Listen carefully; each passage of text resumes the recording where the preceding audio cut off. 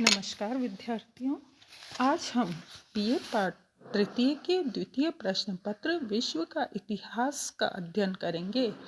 इसमें हम सर्वप्रथम ये देखेंगे कि विलियम द्वितीय की विदेश नीति क्या थी।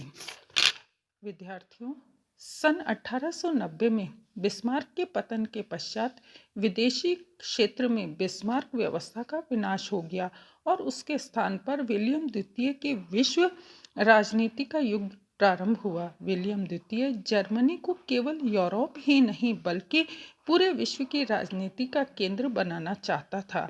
इस विषय में उसकी स्पष्ट धारणा थी कि विश्व में कहीं भी ऐसा कोई कार्य नहीं होना चाहिए जिसमें जर्मनी की राय न ली जाए। जर्मनी विश्व शक्ति बनने के लिए उसका इतना दृढ़ संकल्प था कि उसने देशवासियों से आह्वान किया था कि विश्व शक्ति प्राप्त करो अथवा मिट जाओ। विद्यार्थियों, विलियम द्वितीय जर्मन जाति को संसार की सर्वश्रेष्ठ जाति मानता था। उसका विश्वास था कि उसे ईश्वर ने संपूर्ण विश्व को सभ्यता सिखाने के लिए भेजा है। उसके हृदय में उग्र जर्मन राष्ट्रीयता निवास करती थी। उसकी यह योजना थी कि ऐसे सभी देशों का एक संगठन स्थापित होना चाहिए जिन देशों में जर्मन जाति के लोग निवास करते हैं। इसी भावना के आधार पर ऑस्ट्रिया, स्विट्जरलैंड, बेल्जियम, हॉलैंड आदि पर अधिकार करना अपना राष्ट्रीय कर्तव्य मानता था। उसकी विदेश नीति के प्रमुख सिद्धांत क्या थे, अब हम इस बात पर भी चर्चा करेंगे। पहला है पूर्वी समस्या में हस्तक्षेप। बिस्मार्क ने अपने कार्यकाल में जर्मनी को युद्ध के खतरों से सुरक्षित करने के लिए पूर्वी समस्या में कोई रुचि नहीं ली। वह इस समस्या को जटिल एवं उलझी हुई समस्या मानता था। इसके विपरीत विलियम द्वितीय टर्की साम्राज्य की समस्या को अत्यंत महत्वपूर्ण मानता था। वह बाल्कन प्रदेशों में प्रवेश करके बर्लिन से बगदाद तक रेलवे लाइन का निर्माण करना चाहता था। उसका विचार था कि रूस, इंग्लैंड, ऑस्ट्रिया जैसे महान देशों की भांति जर्मनी भी एक महान शक्ति बनकर पूर्वी समस्या में निर्णायक भूमिका निभाए। अफ्रीका में औपनिवेशिक विस्तार। 19वीं शताब्दी के उत्तरार्ध में यूरोप के लगभग सभी देशों ने औद्योगिक क्रांति से प्रभावित होकर अफ्रीका के विभिन्न प्रदेशों पर अधिकार करने के लिए अपना प्रभाव आरंभ कर दिया। बिस्मार्क औपनिवेशिक विस्तार की नीति को जर्मनी की शांति के लिए घातक समझता था। उसने जर्मनी को संतुष्ट राष्ट्र समझकर अपने देश की गतिविधियों को यूरोप के महाद्वीप तक सीमित करने का प्रयास किया, किंतु इसके विपरीत विलियम द्वितीय जर्मनी को यूरोप महाद्वीप के संकुचित क्षेत्र से बाहर निकालकर अफ्रीका के प्रदेशों पर अधिकार करने योग्य बनाना चाहता था। इसीलिए उसने अफ्रीका में चल रही औपनिवेशिक विस्तार की होड़ व अफ्रीका की लूट में जर्मनी को शामिल करने का निश्चय किया। अगला है जर्मनी की नाविक शक्ति का विस्तार एवं सुदृढ़ीकरण। विलियम द्वितीय अपनी जल सेना के समान ही थल सेना को भी शक्तिशाली बनाकर चैन लेना चाहता था। उसने अपने इस संकल्प के अनुरूप विलियम द्वितीय ने राज्यारोहण के तुरंत बाद जर्मनी की जल सेना पर इतनी तीव्र गति से विकास किया कि उसकी जल शक्ति सन 1871 की तुलना में 3 गुनी तीव्र गति से विकास करने लगी। इतिहासकार हेलन ने लिखा है कि विलियम द्वितीय ने उग्र और महत्वाकांक्षी नेतृत्व में जर्मनी की जल सेना का तीव्र गति से विकास हुआ। जल सेना की दृष्टि से जर्मनी का पूरे संसार में इंग्लैंड के बाद दूसरा स्थान हो गया।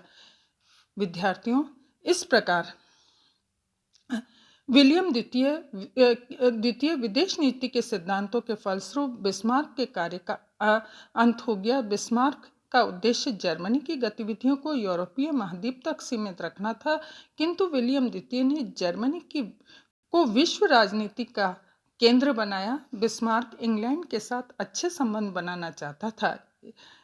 इसके विपरीत विलियम द्वितीय ने जल सेना का विस्तार करके इंग्लैंड के संबंधों में कटुता उत्पन्न कर दी। विश्व राजनीति के फलस्वरूप फ्रांस के एकाकीपन का अंत हो गया, जबकि बिस्मार्क की विदेश नीति का मुख्य आधार था। इतिहासकार टेलर के शब्दों में विलियम द्वितीय ने बिस्मार्क व्यवस्था में आवश्यक तत्वों का विनाश कर दिया। वह समझता था कि होहेनजोलर्न राजवंश जर्मनी पर शासन करने से पूर्व सक्षम है तथा जर्मनी विश्व राजनीति में हस्तक्षेप करने के योग्य है तथा इसके लिए किसी भी प्रकार के शक्ति संतुलन और प्रतिरोधों की आवश्यकता नहीं है। विद्यार्थियों, अब हमें जर्मनी के विभिन्न देशों के साथ क्या संबंध थे इस पर भी विचार करना आवश्यक होगा, तभी हम जर्मन साम्राज्य और विलियम केसर द्वितीय की नीति को समझ पाएंगे। जर्मनी और इंग्लैंड 19वीं शताब्दी में इंग्लैंड यूरोपीय मामलों के प्रति पृथक्करण की नीति का पालन कर रहा था। बिस्मार्क ने इंग्लैंड की वास्तविक शक्ति को समझकर अपनी विदेश नीति को सफल बनाने के उद्देश्य से जर्मनी तथा इंग्लैंड के मध्य अच्छे संबंध स्थापित किए, किंतु बिस्मार्क के पतन के बाद विलियम द्वितीय ने वैदेशिक क्षेत्र में कुछ ऐसे कार्य किए जिसके फलस्वरूप इंग्लैंड और जर्मनी के संबंधों में एक नवीन अध्याय का सूत्रपात हुआ। इंग्लैंड विश्व में जल सेना में सर्वोच्चता कायम रखना चाहता था। जल सेना उसके लिए आवश्यक वस्तु थी, किंतु जर्मन सम्राट ने, जिसके लिए जल सेना आवश्यक नहीं थी, अपनी साम्राज्यवादी महत्वाकांक्षा को पूरा करने के लिए जल सेना के विकास और विस्तार की योजना बनाकर इंग्लैंड को नाराज कर दिया। इसके अतिरिक्त 19वीं शताब्दी के अंतिम वर्षों में दक्षिण अफ्रीका की बेबर जाति के साथ इंग्लैंड को संघर्ष करना पड़ा। इस युद्ध में विलियम द्वितीय ने बेबर लोगों के प्रति सहानुभूति प्रदर्शित करके इंग्लैंड को नाराज कर दिया। इतना ही नहीं, जब इंग्लैंड की सेना को इस युद्ध में एक स्थान पर पराजित होना पड़ा तो विलियम द्वितीय ने ट्रांसवाल के प्रेसिडेंट क्रूगर को इंग्लैंड की पराजय के लिए बधाई का तार भेजा। राजनीतिज्ञों की यह मान्यता है कि क्रूगर का तार इंग्लैंड व जर्मनी के मध्य शत्रुता में वृद्धि करने में सहायक सिद्ध हुआ। इस संपूर्ण घटनाक्रम के फलस्वरूप इंग्लैंड अपनी परंपरागत पृथक्करण की नीति का त्याग करने को विवश हो गया।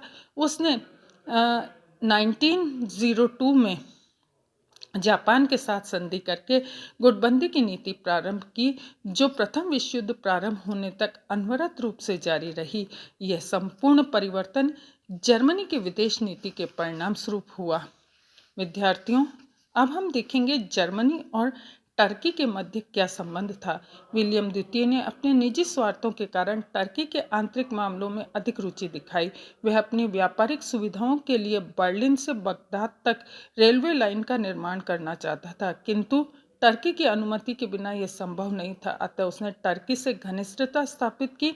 टर्की की यात्रा के दौरान उसने घोषणा की कि टर्की का सुल्तान अब्दुल हामिद तथा विश्व के 30 करोड़ मुसलमान ये विश्वास रखे कि जर्मनी उनका सच्चा मित्र और हितैषी है।